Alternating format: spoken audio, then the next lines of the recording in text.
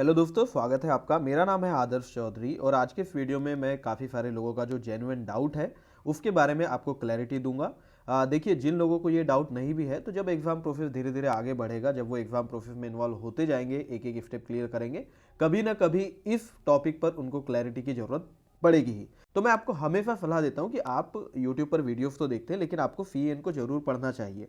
तो जिन लोगों ने FEE को जब नोटिफिकेशन आते हैं तभी से पढ़ा है, तब मुझसे ये डाउट पूछा था, और अभी अगर आप देखोगे तो जब मैं ये वीडियो बना रहा हूं तो आरआरबी एएलपी के अब एग्जाम स्टार्ट हो चुके हैं। तो जो लोग टियर 1 देकर के आए, उनके अगर पेपर अच्छा जा रहा है या जो भी हो रहा है, तो उनको फिर जो भी स्टेप में आगे बढ़ना चाहते हैं तो उनको फिर ये डाउट आ जा रहा है या कहीं ना कहीं से मिल जा रहा है, तो फिर से मुझे अभी ये लोग पूछ रहे हैं। तो आगे भी जब एग्जाम्स होते रहेंगे तो और लोगों का इस टॉपिक पर क्लैरिटी की जरूरत पड़ेगी, इसीलिए मैं ये वीडियो आप लोगों के लिए बना दे रहा हूँ। एक बात मैं आपको बहुत साफ बता देता हूँ कि मैं आपको सिर्फ जो नोटिफिकेशन में लिखा है उसको समझाने ही वाला हूं, कुछ भी मैं अपने तरफ से आपको नहीं बताने वाला हूं। तो जो मेरी समझ बनेगी नोटिफिकेशन में लिखे के आधार पर, वो मैं आपको बताता हूं। तो देखो, ये है वो पार्ट जिसके बारे में मैं आपको बताना चाह रहा हूं, जो हर नोटिफिकेशन में आपको लगभग मिल जाएगा, जिसमें भी अगर 2 टियर यहां पर आपको देखने मिलेंगे। जैसे ये है FEE 06 2024, यानी ये जो 12th लेवल का NTPC आया था, आरआरबी NTPC अंडर ग्रेजुएट, उसमें ये लाइन लिखी हुई है। आप एक बार इसको पॉज करो, पढ़ो।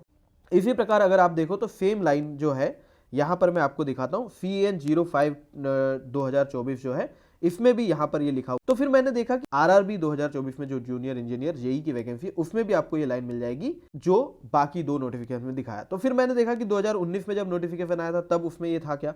तो यहां पर आप देखो 2019 का ये नोटिफिकेशन है, जिसमें पेज 19 अगर आप देखोगे, जैसे ये 18 है ऊपर, तो 19 देखोगे तो यहां पर भी same to same cut copy paste ये लाइन लिखी हुई है।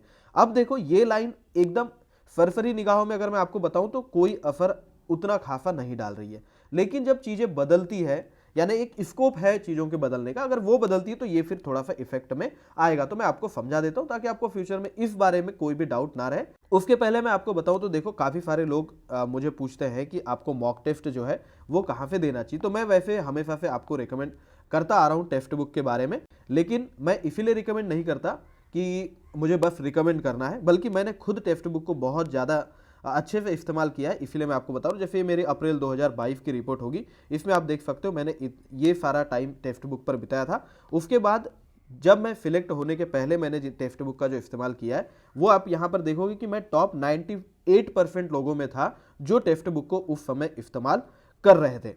और एक ही महीने में 97 स्टूडेंट से 97% स्टूडेंट से ज़्यादा मैंने टेक्स्ट बुक को इस्तेमाल किया था, और मुझे इसका काफ़ी ज़्यादा फायदा भी मिला। इसलिए मैं आपको हमेशा मॉक टेस्ट मतलब टेक्स्ट बुक रिकमेंड आपको करता था। देखो, बेस्ट वर्स्ट के बारे में आप अगर पूछते हो कि बेस्ट मॉक टेस्ट कौन सा, उसके बारे में मैं आपको तभी बता पाता जब मैंने हर मॉक टेस्ट को दिया होता, लेकिन मैंने टेक्स्ट बुक को इस्तेमाल किया और मुझे इसमें जितनी चीज़ें जरूरी है वो सारी की सारी मिली है। इसलिए मैं आपको टेक्स्ट बुक रिकमेंड करूँगा। तो अगर आप टेक्स्ट बुक से कुछ भी पास लेना चाहते हो, टेक्स्ट बुक पे पास प्रो की सुविधा एक मिलती है, जिसमें आप सारे प्रीवियस ईयर के मॉक टेस्ट और जितने भी जो मैंने स्ट्रेटेजीज आपको बताई है, उसमें मॉक टेस्ट को मैंने बहुत अहम है ये बताया है। तो जो भी स्टेज पे आप मॉक टेस्ट देना चाहोगे, टेक्स्ट बुक आपको जरूर काम में आएगा। ADR आप कूपन कोड में कहीं भी लिखोगे तो आपको 12% ऑफ हो जाएगा। कल मैंने वीडियो बना नहीं पाया था, लेकिन एक सेल आई थी टेक्स्ट बुक पर, जिसमें अगर आप 28 तारीख को 12 बजे अगर लेते थे तो आपको 100% कैशबैक मिलने वाला था। तो मैंने फिर इसका कम्युनिटी पोस्ट कर दिया था बिजी होने की वजह से। तो हमारे एक भाई हैं पवन सैनी,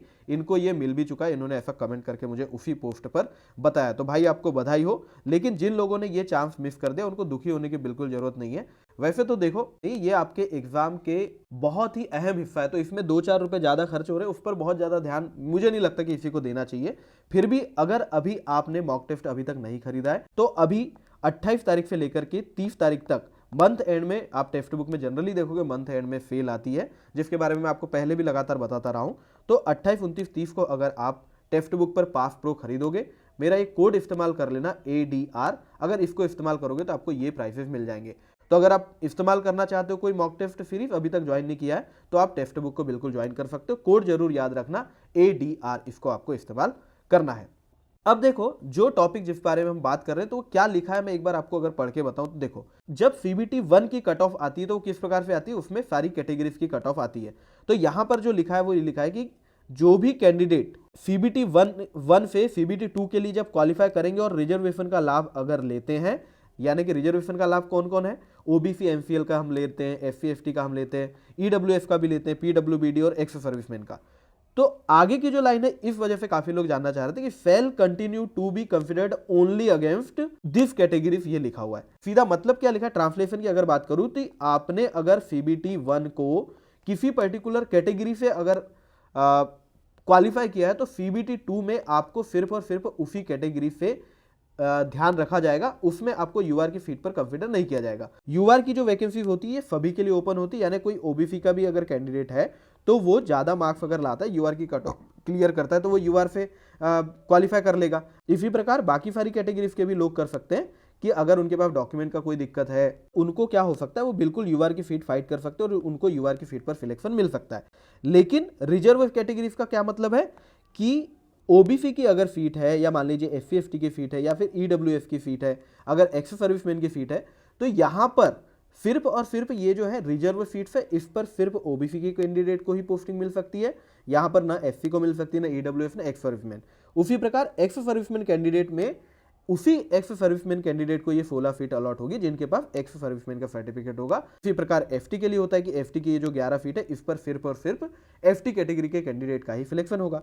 तो अगर हम फ्यूचर में जाके सारी कट ऑफ्स को अगर हम यहाँ पर ध्यान से देखें तो कट ऑफ तो हमेशा इसी प्रकार से होती है कि यूआर की ज़्यादा दिखती, फिर एससी एफटी ओबीसी, यानी कि यूआर की सबसे ज़्यादा रहती क्योंकि सबसे ज़्यादा लोग इस पर क्वालिफाई कर सकते हैं। उस प्रकार फिर ईडब्ल्यूएफ, ये सब कट ऑफ कम रहती है। तो ये लाइन लिखने का मतलब भी क्या था कि अगर कोई ने सीबीटी 1 रिजर्व कैटेगरी से क्वालिफाई किया तो वो आगे भी करता रहेगा। उसका मेन रीजन है आपको ये कट ऑफ अगर आप देखोगे तो ये कट ऑफ है, अगर आप देख पा रहे हो क्लियर, तो ये सेकंड सीबीटी के लिए सीबीटी 1 की कट ऑफ है। आरआरबी एनटीपीसी 2019 में लेवल 6 के लिए आप अगर यहां देखो कॉमर्शियल अप्रेंटिस की पोस्ट जब आई थी तो उसमें देखो यहां पर अगर आप नॉर्मल कट ऑफ देखोगे, जो मैंने आपको यहां पर भी ये वाला स्क्रीनशॉट है, तो इसमें आपको कुछ समझ नहीं आएगा कि इसमें क्या मतलब है इसका। लेकिन जब आप आगे बढ़ो और आप बारीकियां समझने जाओ तो यहां पर देखोगे ये वाला सेक्शन जो है इसको मैंने बड़ा स्क्रीनशॉट लेके यहां दिखाया कि ये देखो, अब ये कोई पर्टिकुलर इस कैटेगरी की सीट थी, तो यहां पर देखो ओबीसी की कट ऑफ 48 चली गई है और यहां पर यूआर की कट ऑफ 43 चली गई है। इस केस में आपका यूआर से सीबीटी 1 को क्वालिफाई करना बहुत काम आता है। मान लीजिए ये एक सीट की बात हो रही है कि कोई यहां पर एक ही सीट थी इसीलिए ऐसा हुआ है, तो अगर मान लीजिए कोई ओबीसी का कैंडिडेट ऐसा होता जिसने यूआर की कट ऑफ क्वालिफाई करी थी सीबीटी 1 में, मान लीजिए 90 मार्क्स ला करके, और ओबीसी की कट ऑफ अगर मान लीजिए 80 मार्क्स रही होगी, तो अगर सीबीटी 2 में ऐसा हो जाए कि जिसने ओबीसी की 80 मार्क्स ला करके कट ऑफ क्वालिफाई करा था, सीबीटी 2 में अगर उसने मान लीजिए 95 भी लाया है तो भी वो इस पोस्ट पर कंसिडर नहीं किया जा सकता। लेकिन सीबीटी 1 में 90 ला करके जिस बंदे ने क्वालिफाई किया था यूआर की कट ऑफ, वो इस पोस्ट पर क्वालिफाई हो सकता है। इसीलिए यहां पर ऐसा हो गया है कि ओबीसी की कट ऑफ आपको 48 दिख रही है और यूआर की कट ऑफ 43 दिख रही है। ऐसा बिल्कुल हो सकता है कि आपको मेन कट ऑफ में भी कई बार ऐसा देखने के लिए मिल जाए, तो आप इसको बिल्कुल ऐसा नहीं समझ सकते कि ये कभी होने वाली चीज ही नहीं है, ये बिल्कुल हो सकती है। मैंने आपको एग्जाम्पल भी दिखा दिया। काफी ज्यादा मैंने इस एग्जाम्पल को ढूंढने के लिए काफी रिसर्च करी क्योंकि ये बहुत ऑब्वियस नहीं है, बहुत बार नहीं होता, लेकिन किसी एग्जाम में ये बात बहुत हाईलाइट हुई थी कि उसमें क्या हुआ था, ईडब्ल्यूएस की कट ऑफ जो थी वो यूआर से काफी ज्यादा चली गई थी, तब ये बात समझ में आई थी। तो मेरी सजेशन आपको ये रहेगी कि आप देखिए, आप किसी भी कैटेगरी से हो, आपको हमेशा कोशिश करना चाहिए कि आप यूआर की कट ऑफ को क्वालिफाई करो, तो उसमें आपको आगे भी बेनिफिट्स रह सकता है। यानी अगर आप यूआर की कट ऑफ क्वालिफाई कर पाते हो तो आपको जब सेकेंड सीबीटी के बाद जब कट ऑफ आती रहेगी तो आप यूआर की सीट पर भी एलिजिबल रहोगे और ओबीसी की सीट पर भी एलिजिबल रहोगे। मान लीजिए आपने सीबीटी 1 में सिर्फ और सिर्फ रिजर्व कैटेगरी मान लीजिए ओबीसी की ही कट ऑफ क्लियर करी, अब बाद में जाके सीबीटी 2 में आप चाहे कितना ही स्कोर कर लें, आपके लिए यूआर की सीट जो है वो एलिजिबल नहीं रहोगे आपको सिर्फ ओबीसी की कट ऑफ ही, ओबीसी की सीट ही अलॉट हो पाएगी।